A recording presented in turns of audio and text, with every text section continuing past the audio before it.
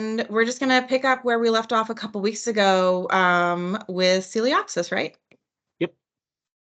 All right. And I don't think that we're working through a guide, so we're just going to be bouncing back and forth with Discover Life, right? Great.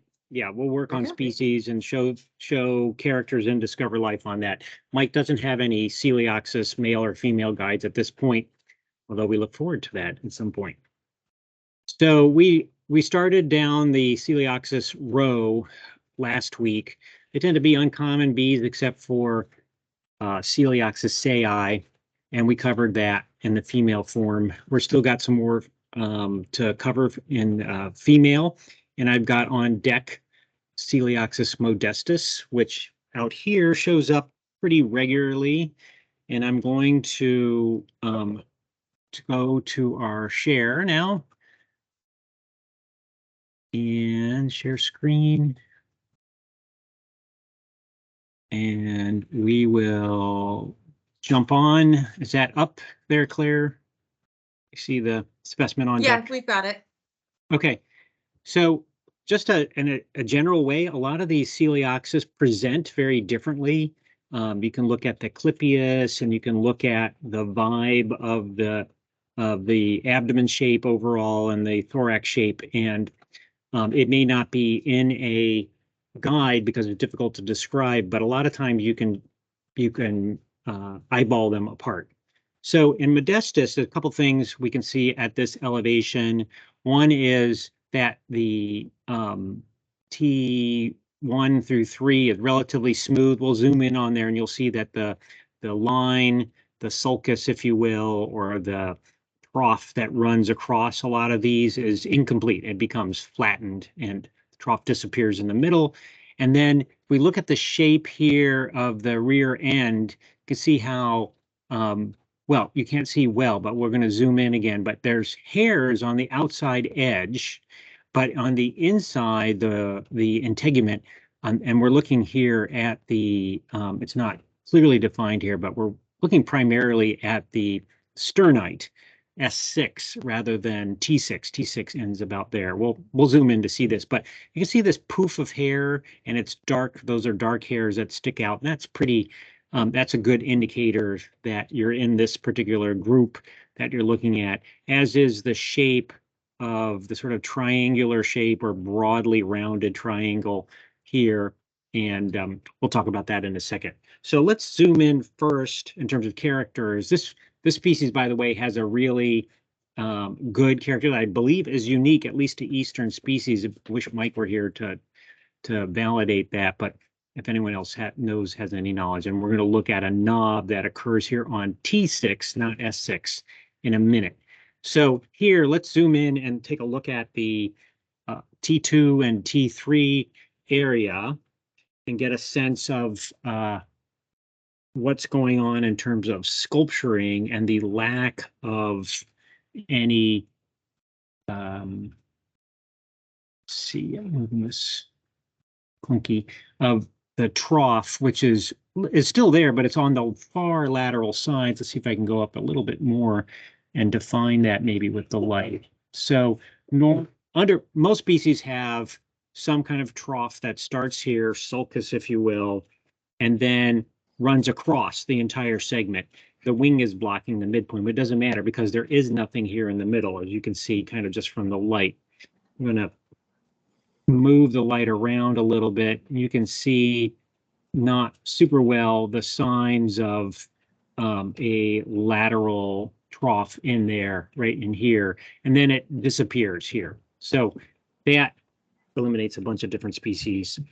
I believe that in this species, the oppressed hairs at the backside of the metanotum and the scutellum, which we'll flip over to take a look, are absent. So it doesn't have any there. So that again helps define this species within the parameters of the guide. We look now at the T6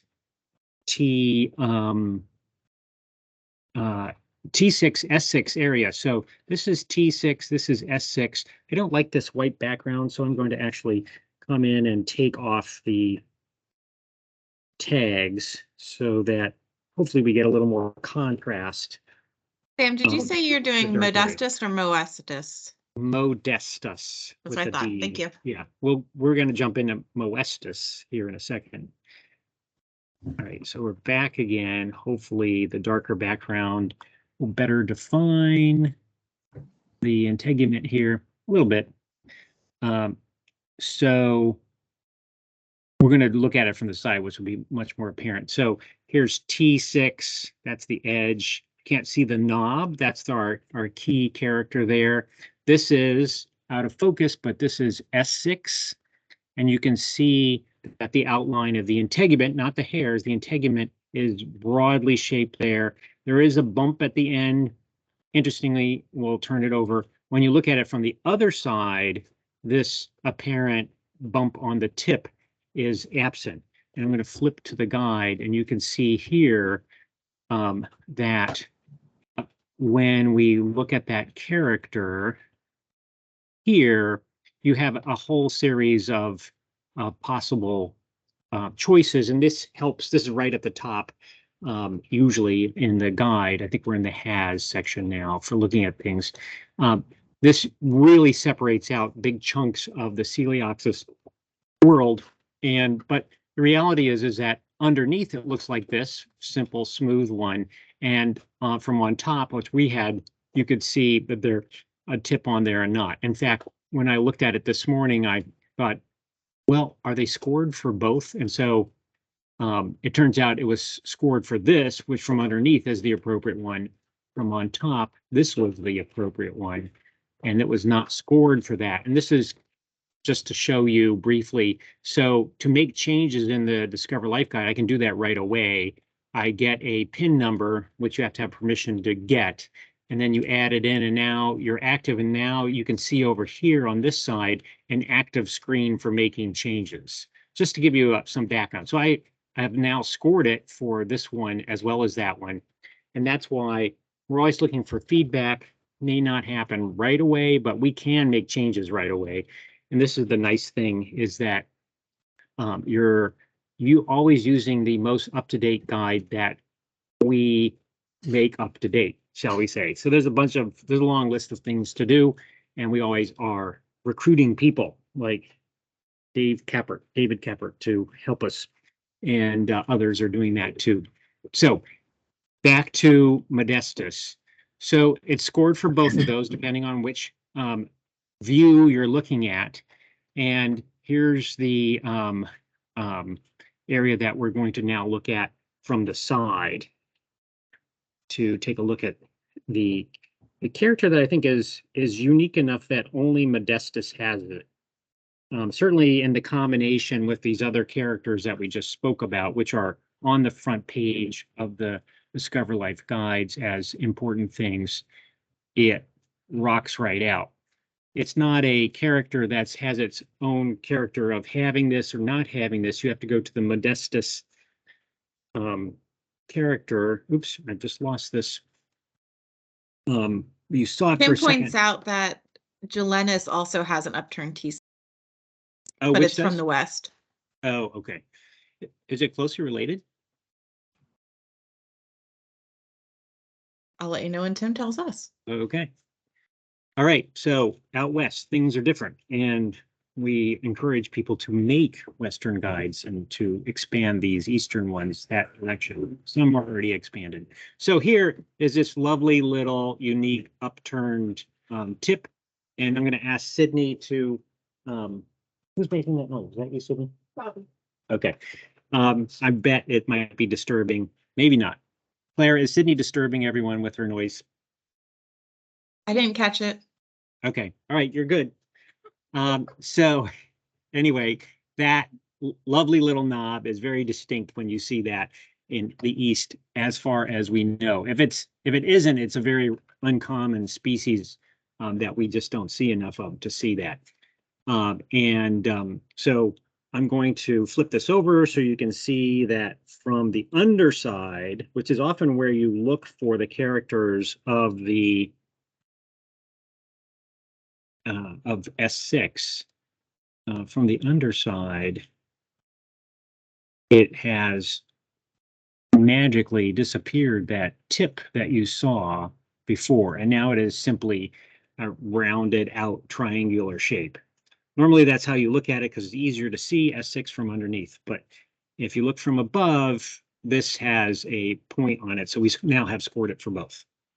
Okay, so to finish this species up, we'll take a quick look at the absence of oppressed hairs. I believe it's absence. Coelioxys, I don't look at them every day, so knowing everything memorized is a little tricky, but I believe this is one that's absent. That's a terrible view of it, so let's see if we can modify this so that the wings are not in the way. Okay, this might work. All right, so what we're looking for is oppressed hairs, or in this case, the lack of oppressed hairs on the back of the metanotum and the back of the scutellum, which are sort of vertical pieces. Okay, so I would say it looks like there are oppressed hairs. It's a little bit tricky to tell here where the boundary is, if that's the scutellum edge or that's the metanotum edge. But that's what you would be looking for, I believe, or is this the propodium? So I think this is the metanotum. Let's take a look at the guide and see how it scores. So what we're looking for is thorax, and we're looking at the metanotum, presence only or dominantly of these oppressed hairs in the center. And let's see what shows up here, and modestus does. And so that, I believe, means that the scutellum is absent of these hairs. Click that off, click has on, and yeah. No, actually, it does not show that it's scored for absent. So it must be scored for present or not scored at all. Can't believe it's not scored at all. Okay, it's scored for the presence of black, white, thick matted hair. So I'm going to have to go back and look at that one to see if that needs to be upgraded. Because it looks like to me, and looking at this, that we only have those oppressed hairs on the metanotum. But I'll look at other specimens. We won't belabor that point here today. But if you find those kinds of anomalies like that, just let us know so we can work it out. Okay, now I'm going to go to find my pair of tags here so that doesn't get lost. I'm going to go to a pair, Coelioxys porterae and Coelioxys moestus, that are very, very similar, but have one good feature that tells them apart. And I've got my specimen box here now.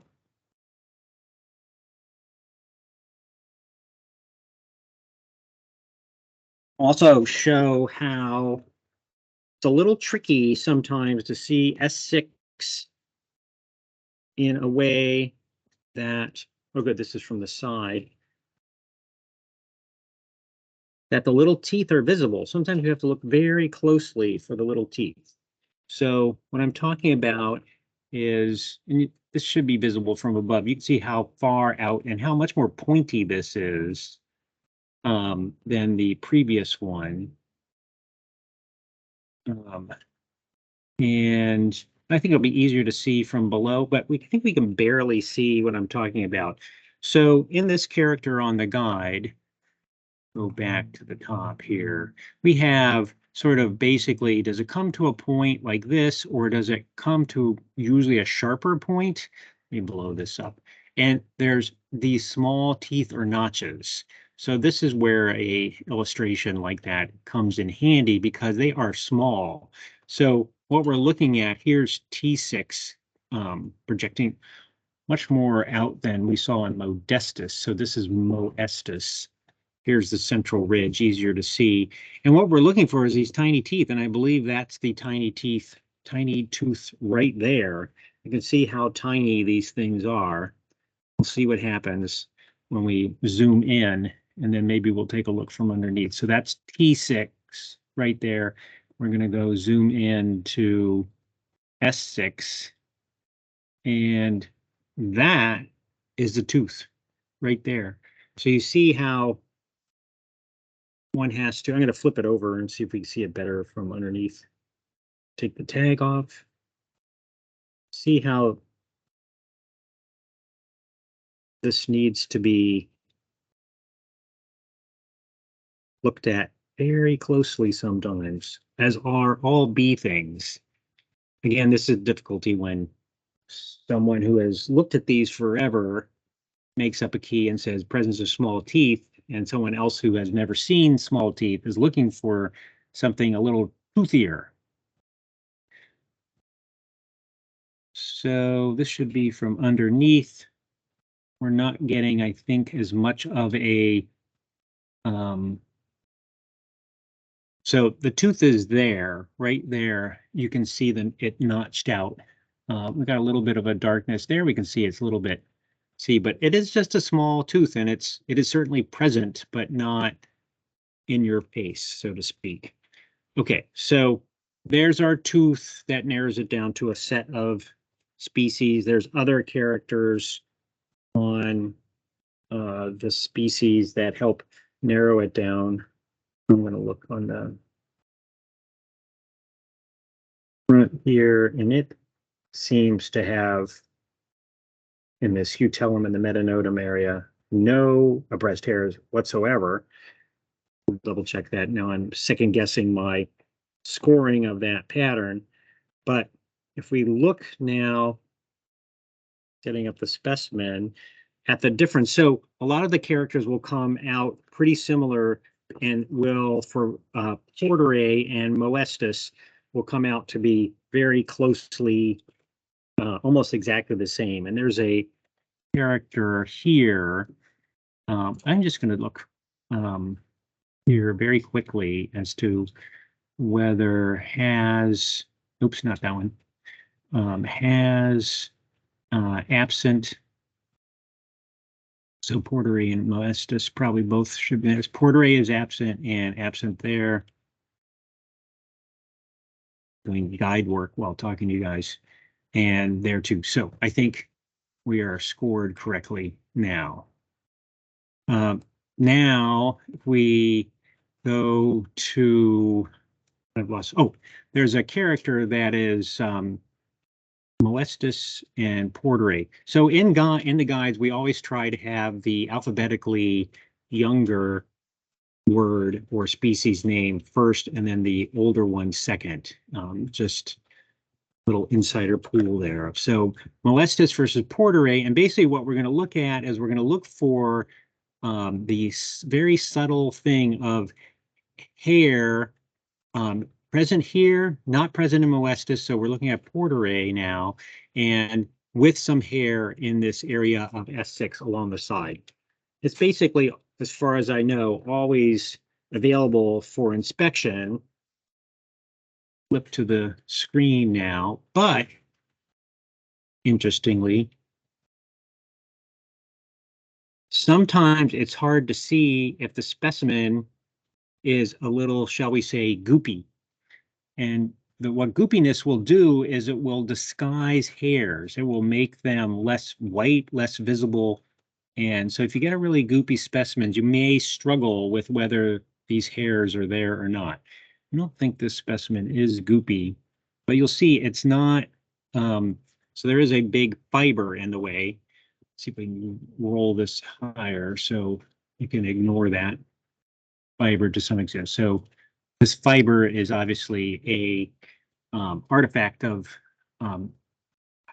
the dirtiness of the specimen. You can see dirt there. But here's T6, here's S6, and here below the fiber, see, we go one more level, are a bunch of hairs.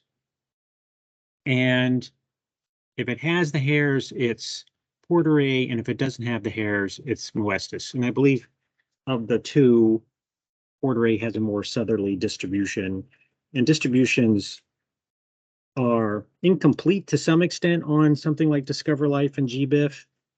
And working now on the bees of Maryland and looking at range-wide things, I realized that Discover Life usually is a little bit more advanced, but they're often very helpful in discerning whether you have one species or another, as are, of course, museum specimens. So I'm going to put away porterae, and I'm going to pick up moestus, and we're going to go to the same, it should look nearly identical on all the other features. And this was really the only thing that we came up with that separated these two, and I believe it was in the literature also. Mitchell, I think, mentioned it, who was a specialist on megachilidae, and it may have been even his student, Baker, who published on a series of one revision on a group of Coelioxys who found this character. And good for them for spending all the time looking all over the place for these differences. If we look at this one, the same area, so it's a little tight. I'm going to bring it down a little bit more so you can visualize this better. Okay. Oof. All right. Here we are, T6, S6 tilting down. There's a notch right there. Same thing, very difficult to see, little tiny notch. And then this area here has, you can see this has hairs, but it doesn't have that furry patch, let's call it, back there that porterae did. So this is the key for moestus. We'll take a quick look here to see what the maps are and see if there is explanatory help there. So we type into the mapper porterae and Coelioxys moestus. Note that some of these Coelioxys names have changed recently. So you can see, first of all, so porterae, the yellow one, is much more common. So that's one, like, okay, be careful. And then you can see there's only scattered moestus records throughout there, and they tend to be a bit more northern. Perhaps not as much of a help, but certainly it's good to know that one is more common than the other. So when you're making your determinations, you're going to lean in one direction.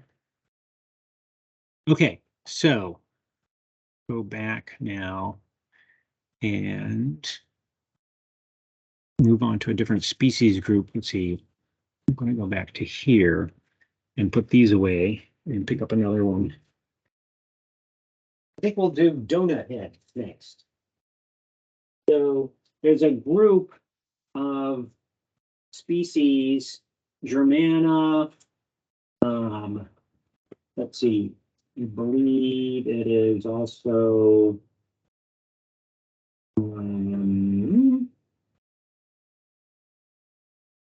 alternatus, and Germana, alternatus, and Texana. I think Texanus, I only have Texanus rather. I believe I only have that in the male. Yeah, I only have a male of Texanus, so we don't have that. Wish Mike were here because he and I have talked about this bit of a tricky group. So it's not Germana. Germana has the spike. It's hunteri. Did I say Germana? Hunteri. So as a group, these really stand out, as you'll see, because, oops, I didn't put this one away. So that was our moestus one.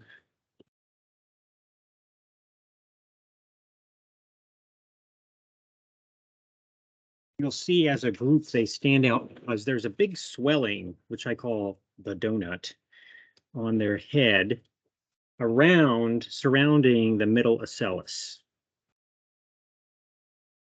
Pretty much completely surrounding it. So we're going to go right into there.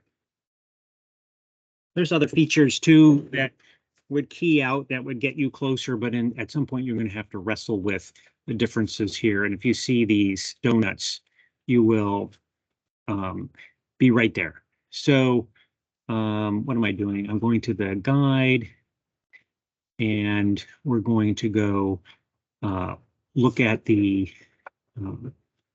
alternatus versus hunteri. Okay, so we've got both species, fortunately. And now let's go take a look at the donuts. And should be in here. We'll take it down a notch. And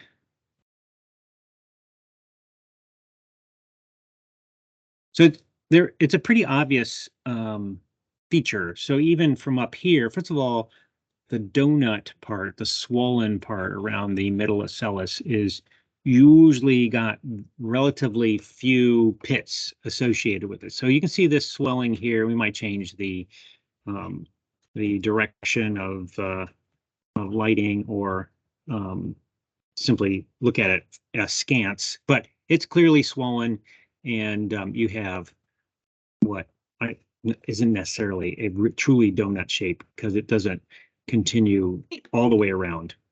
Sam, something happened. There we go. Okay, sorry. Oh yeah, there was a little thing there.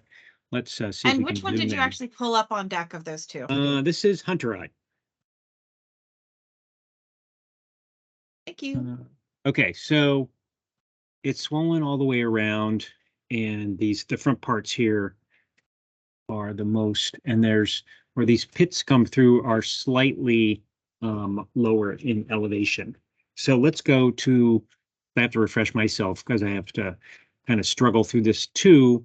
If we go to the how do you separate alternatus from hunteri, and texana has a texanus is a little bit different too, but not in this pair.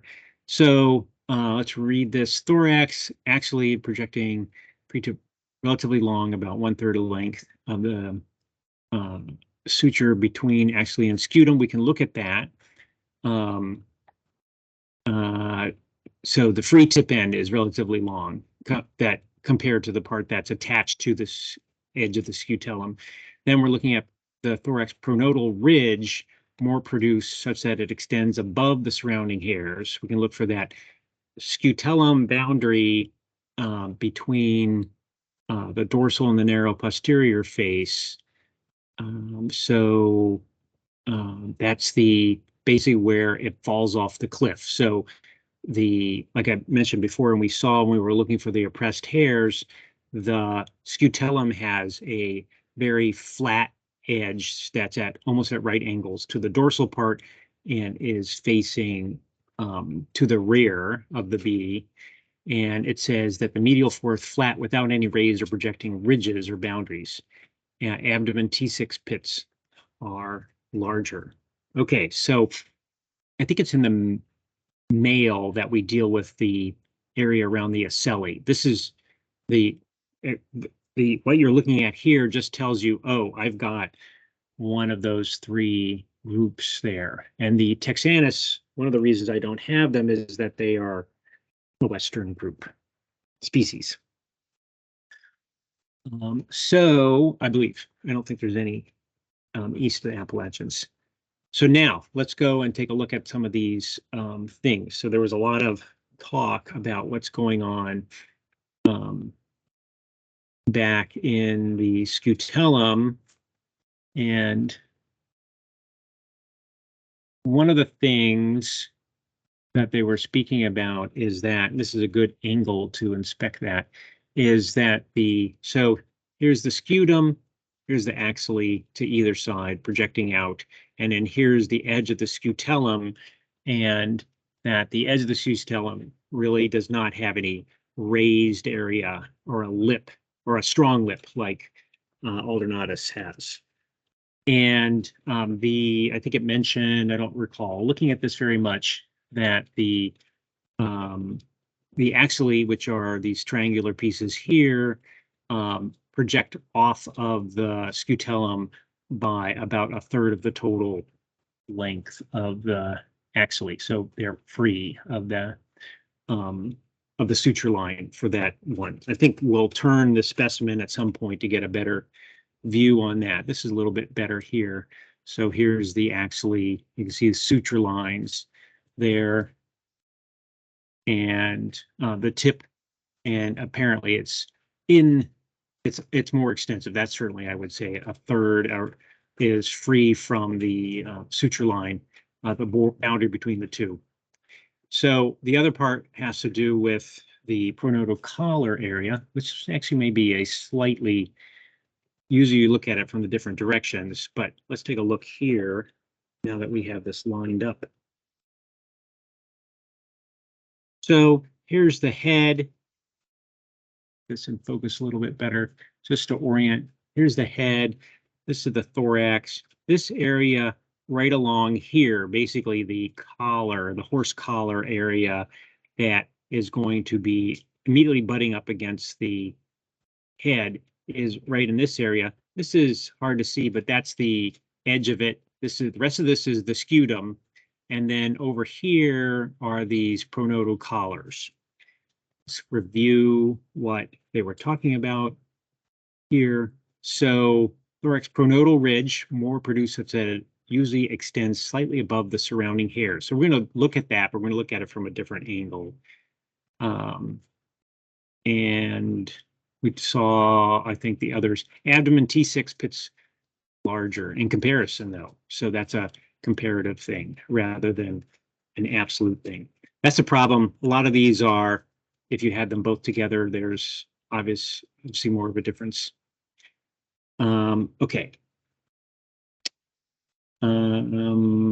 Okay, thorax, actually, free tip. Okay, we covered those.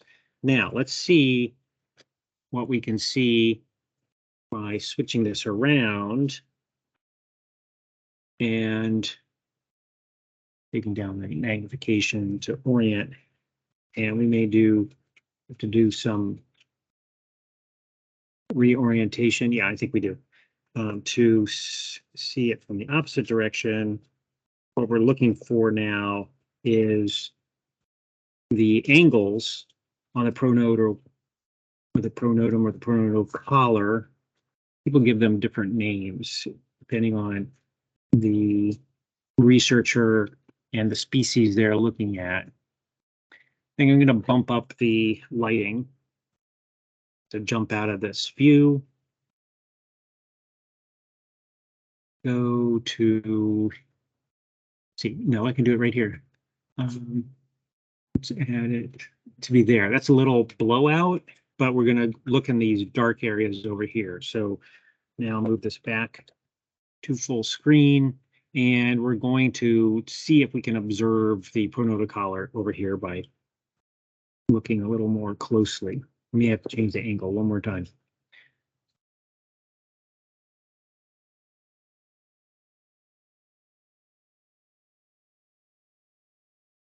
All right, we got the back of head in focus, and here's the scutum head. Pronotum is largely invisible because the scutum is taller than the edge of the pronotum, which is below here. But here is that pronotal angle or ridge that we're talking about, projecting up.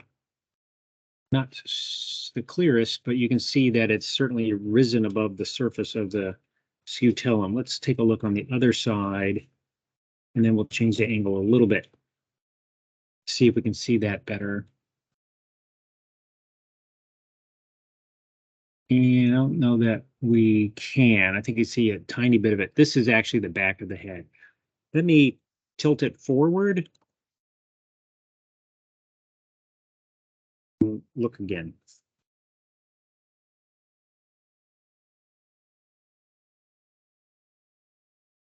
Still have a lot of light on here, and the pin is in an unhelpful position, but hopefully, okay. So this side over here is pretty visible. So what we're talking about, and we have a little bit of a problem because some of these hairs are oppressed. Here's a pronotal ridge or angle, I think it's called. on there. You can see, and you'll follow it down to the pronotal lobe would be coming off of here. So this angle is supposed to be projecting higher, is essentially higher and projecting above the hairs. It's hard to see the hairs, so it's hard to get super excited about that. But if we look at this, we can see that more produced as it extends slightly above the surrounding hairs. Okay, we're gonna a comparative thing. So now we're gonna go, let's take a quick look at T6 pit size, which is supposed to be bigger on this one. And I wonder if I can keep this. So T6 would be the very last segment in this female. And we have no reference point because it's a relative thing, larger than. It's not a great thing, but sometimes that's what you got to work with. So we will memorize the size of the pits here in our minds. You can see them on both sides there. Difficult because of the lighting, but there is a number of features to look at. Okay, so that's hunteri with its donut head. And now we're going to go to the alternatus, another donut head. I'm just going to look at the donut head here to confirm that, so you can recall seeing it. And I think I am going to take down the lighting again on this.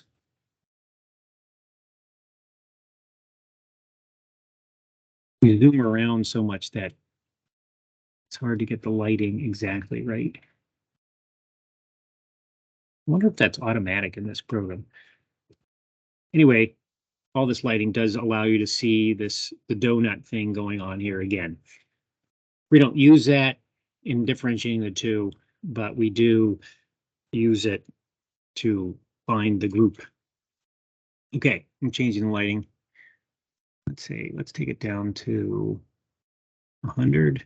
That seems reasonable. Okay, so from this direction, let's see, let's see if we can see that upturned ridge. We've got the pin issue here. If I turn it this way a bit. So on the scutellum, the back, you may have to look at this from the side to see this well. On the back here, it should be raised up along a carinate, if you will, raised up, flipped up, turned up along the edge. Well, we'll look at it from the side, but I believe that's what's going on there. Pretty subtle. And then actually there's one tip, should be less projecting out into open space. Let's actually read what it says for alternatus. So alternatus, the axially projecting free tip and relatively short, projecting only about 1/4 to 1/3 the length of the suture between the axially and the scutellum. So in other words, the free area that is not connected to the scutellum is short compared to hunteri. Thorax pronotal ridge, less produced, meaning not as high, and does not rise in height above the surrounding hairs. Scutellum, boundary between the dorsal and narrow posterior face, that's just what we were looking at. The medial fourth, so really just the center of that rim area, usually with a slightly raised carina or ridge projecting upwards. We'll look at that a couple times. And in comparison, T6 pit's smaller. You can see why there's a struggle here, because a lot of these are relative terms.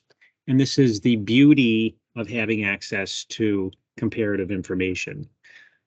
Comparative specimens sometimes.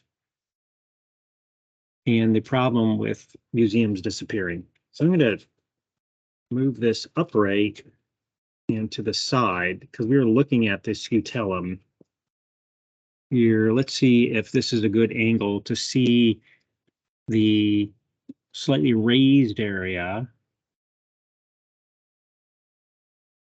on the rim. A little tricky to see, but I think you can see something is going on there. And it's not, it's not huge, but this area here is slightly upturned. So carinate, raised line. So it's not just a flat area ending in a flat junction here with the down curved side of the scutellum. And you can see that this species does have, here's the edge of the scutellum, does have oppressed white hairs throughout. Metanotum probably does too. Different, but this little thing here, about a quarter of this whole perimeter is slightly upturned. So there's one feature.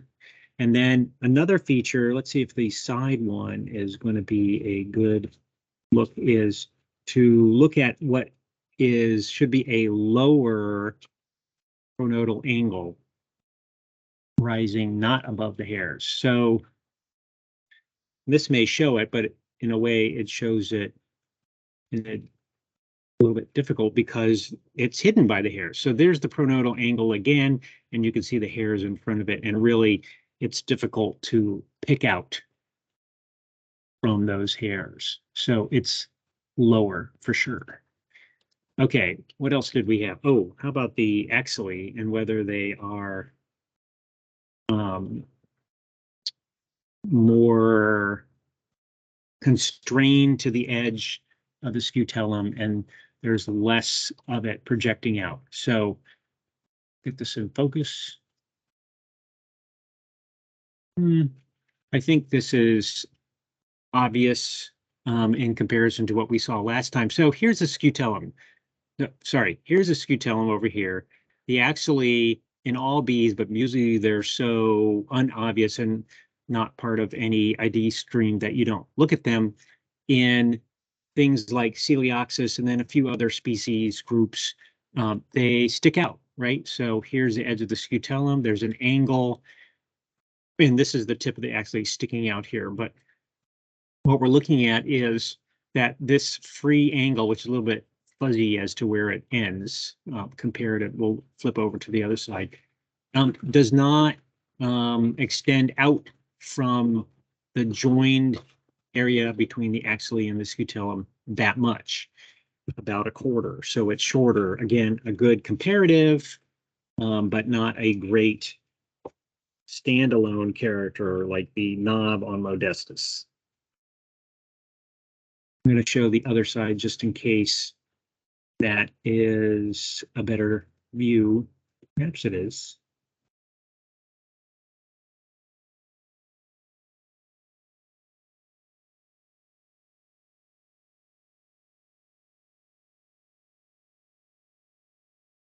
Again, a little bit tricky to see, but you can say here's the axillae and here's the edge of the scutellum. So that's what you're going to be looking for. Relatively short. Here's another view of the pronotal collar and the pronotal angle.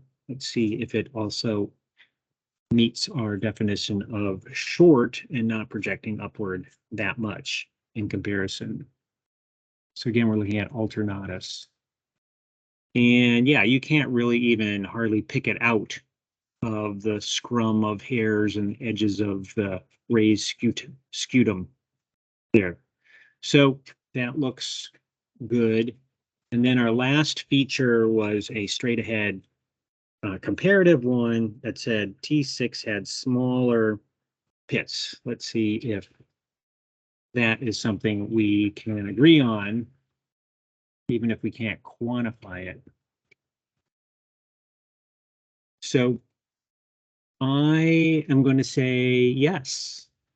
But, your big pit and my big pit and your small pit and my small pit are going to be different unless we're looking at two different things and can compare them side by side.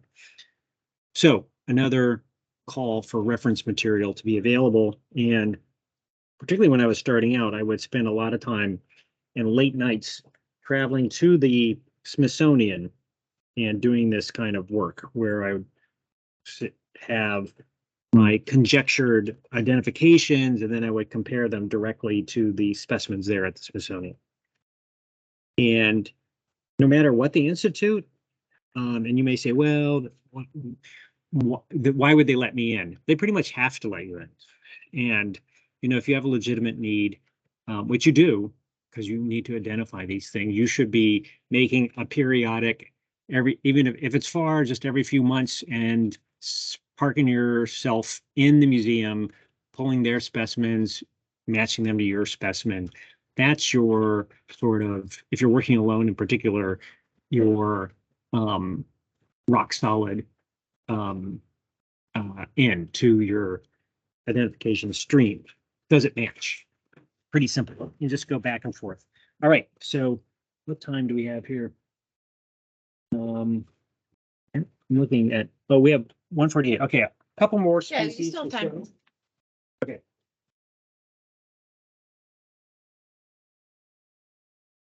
So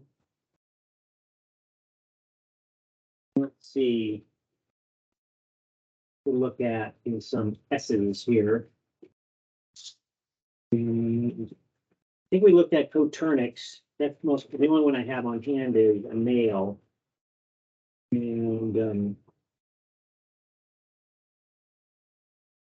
yeah, we've got a bunch of sort of singletons here.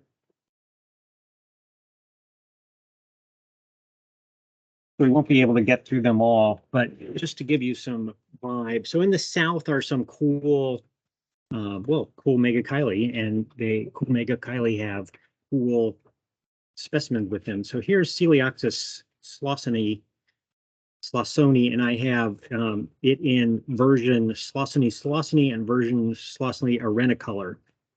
Off the top of my head, I mean, it's just something that you can look up. Off the top of my head, I can't recall why they're one thing or the other.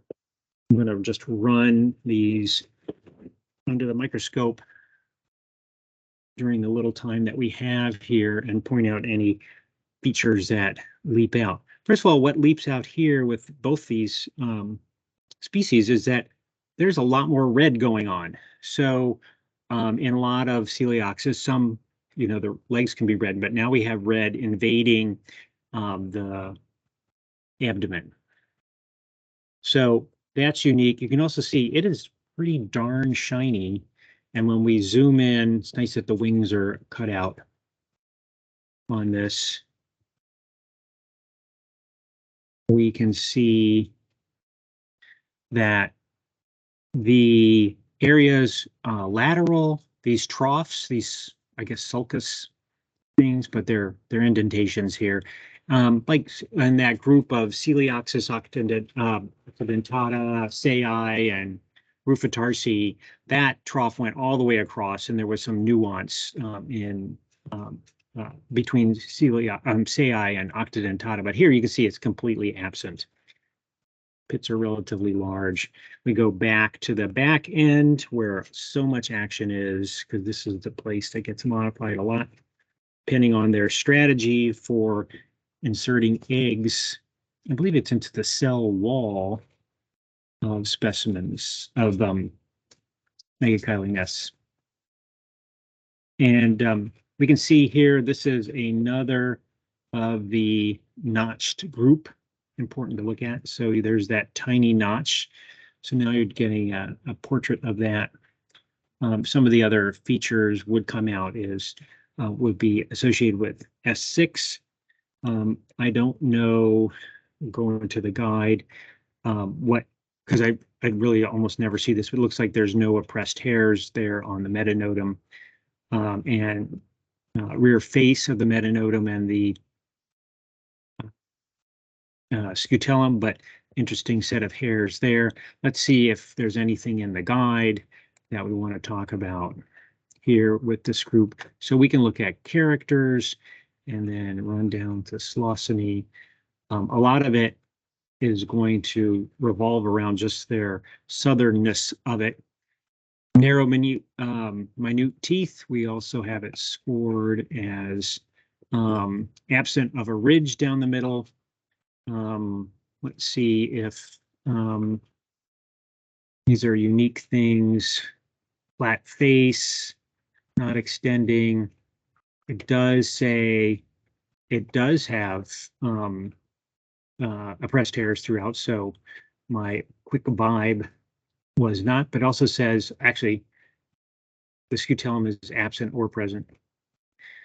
And that's pretty much it. So it's a relatively short, in terms of things that are characters for this, relatively short list that gets you to that species, and it's got some nice color characteristics. So I'm not sure that we cover the two genera, the subspecies in there, and so I'm not going to bother trying to figure out why one was slossoni, and one was a renicolor. It's in Mitchell. Let's take a quick tour here of, get this away, of are these males or females? That's a male. So we're wrapping up the females. The next time we'll be going into the male, which is another whole set of characters. So here's an interesting one. This is Mexicana, which, as you can figure out, is southern. And here's just an example. If we look at just its face, how the face alone says, "Oh, this is a different look. This is something different than our sei kind of thing in terms of where the hairs are and just the pattern of the face as a whole looks different." And you can see it is a little bit swollen there, but it has, and the whole area is invaded by pits, so it's not a donut head per se. Wings are pretty dark. I don't know if that's useful. And this, again, species I never really see. If we look at our tail end S6 here. If anyone has any experience with any of these, that would be great to hear. I'm really just doing show and tell for the last little bit. Well, there's a raised ridge line on T6. We can't even see S6 here running all the way down. Let's flip this over. See what's going on there with Mexicana underneath.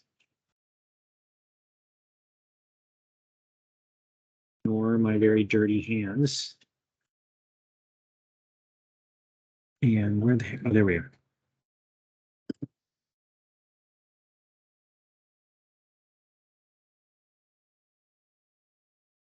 So we have, it's actually bent upwards, or in this case, it's bent upwards. In the, from above, it's bent downwards.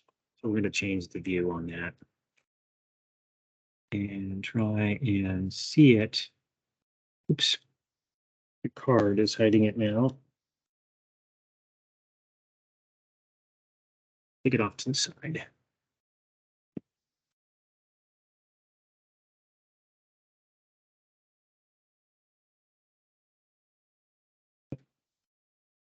I think we have another notch tip. So this one a little bit more obvious right there. So I'm going through these too fast now. I'm not quite sure. Look at how dark those wings are. Lots of red on the underside. Definitely red legs are going to be useful in determining what's going on. We'll see in the males that this area underneath the eye, it's not really listed as a feature within the females, is going to be important in terms of what the size and shape is, and whether there's hairs inside this hollow by the head.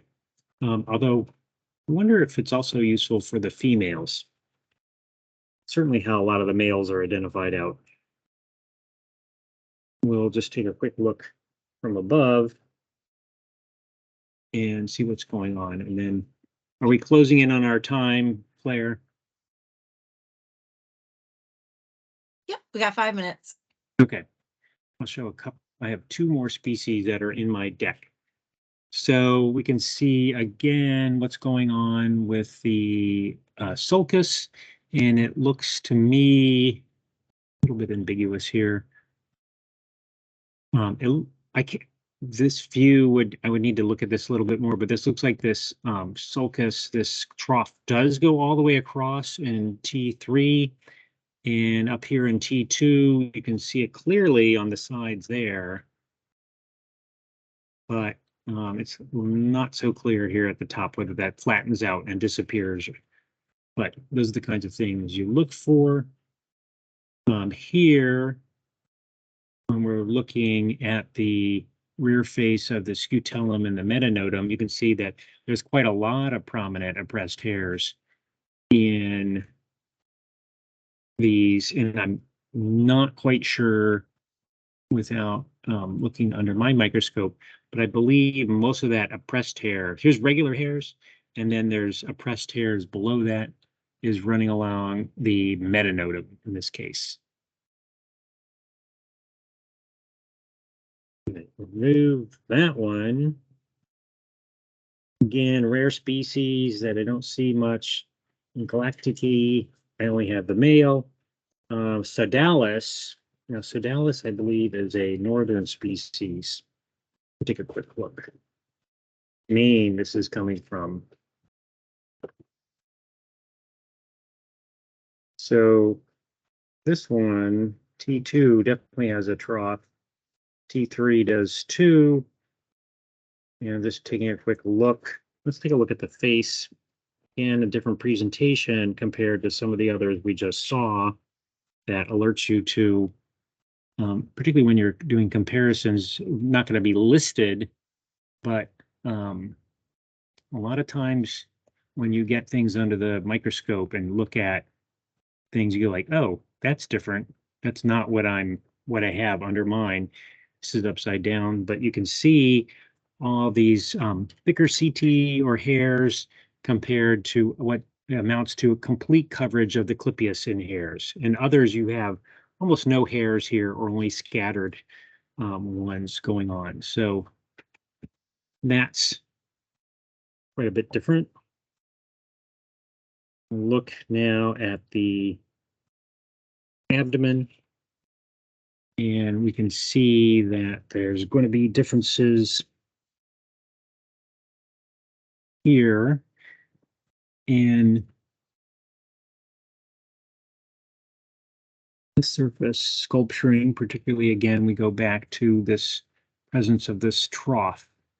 A little bit difficult to see because it's very dark, but there is a trough going all the way across on T2 and T3.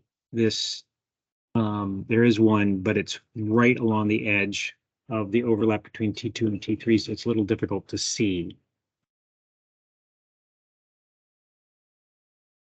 And when we look at pointing with my finger, which is not very useful, we're looking now at the metanotum and scutellum area.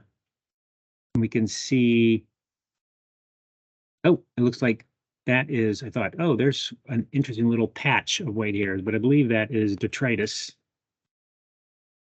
And we have no oppressed hairs on either segment. It looks like that, I think, is junk. You can also see like interesting amount of white hair coming in on these places. And finally, what is going on? This is my last specimen here. I think it's good timing.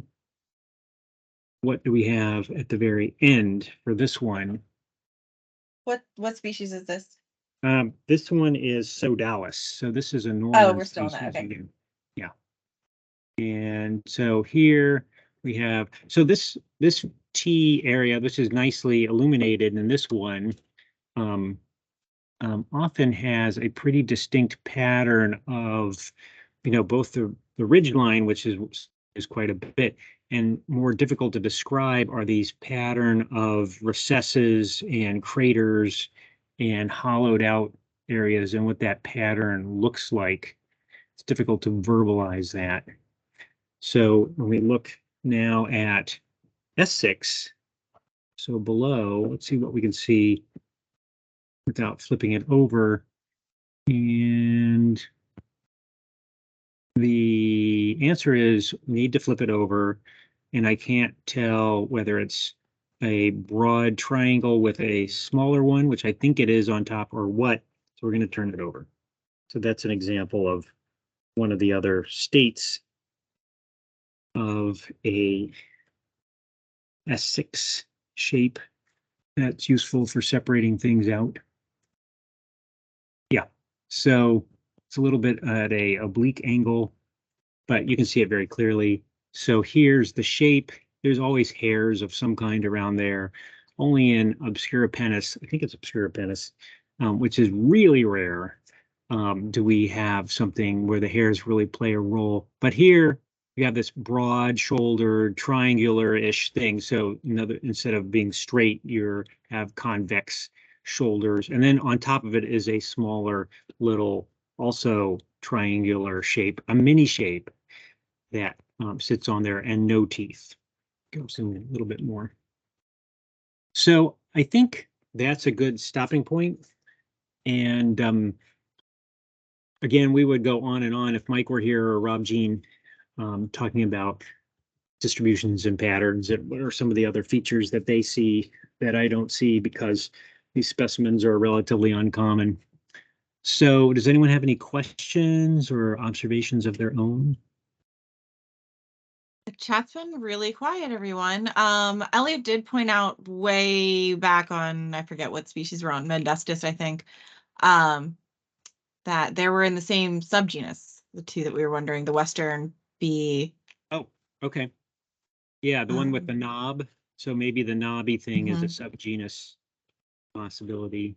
But, think about the North America. I mean, you can drive across it. There's no big water gap, but there are certainly deserts and mountain ranges and species distributions of hosts. So over time, a lot of speciations occur that are basically eastern and western, and they go off on their merry way, but retain similarities because they derive from the same original stock. So if only we had more Westerners who would score some of these specimens for their area. If only, Claire. Tim also says Baker's paper says that Coelioxys texanus is also in southern Florida. Have you seen that? The host is presumed to be Megachile pollicaris. Okay, I've not. I think I only have that one specimen, which is a male, and I'm sure where that came from. But it makes sense that it might sneak around the Gulf Coast and into those areas. We can take a look at the distribution really quickly here. One of my favorite things in doing IDs is just looking at the distribution of whatever it is that I've come up with, and that helps with probabilities. I see that that one's rare and that one's common, so I should give some more credibility there. Did I spell this wrong? Is there really just two specimens? No, maybe it's Texana. There we go. I'm not sure. I thought the name had been changed, but maybe so many Texana and Texana-us's. But it looks like here's an interesting thing. I wonder if there's really isolation there, or there's actually a connection. And look at this population down there too. So things to do. We see that a lot. And a lot of times people are now working in these areas. They can kind of round out this distribution and pull it together with records. So more collecting in that southern coastal Louisiana, Mississippi, Alabama, southern Georgia, and panhandle of Florida. You have interesting set of records up there in Kansas, Missouri belt too. Okay, any other observations or questions? I think that's it for today. I'm going to stop our recording, but Sam, if you can stay on, Eric is wondering if we can chat for a second. Yeah, sure. So thank you, everyone.